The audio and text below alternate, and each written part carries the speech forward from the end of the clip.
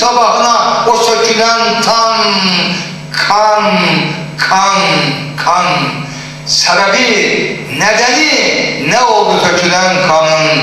Niçin yurdun adı Qarabağ oldu? Qarabağ Azerbaycan'ın yaralı köksünde Qarabağ oldu.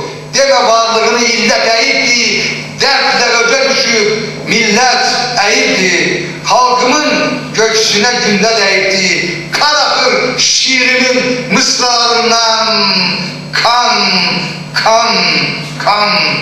Dayanma, dayanma ne dayansa da, gelen vade yansa da, zulüm erşe dayansa da, bu kan yerde kalan değil. Bu ne görün, ne görecek?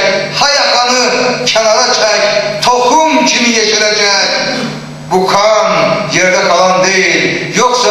Yoksa bu sönen odacak kim söndürdü, niçin söndü unutacak? Hala çoğunu tutacak. Bu kan yerde kalan değil.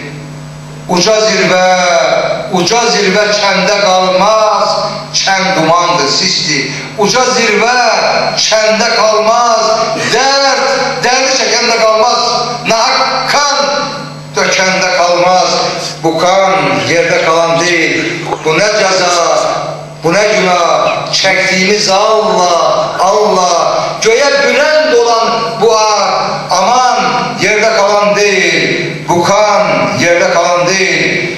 Bir ay adı, bir gün adı, tapındığım görkün adı, yerde kalmaz Türk'ün adı, yerde kalmaz yurdun adı.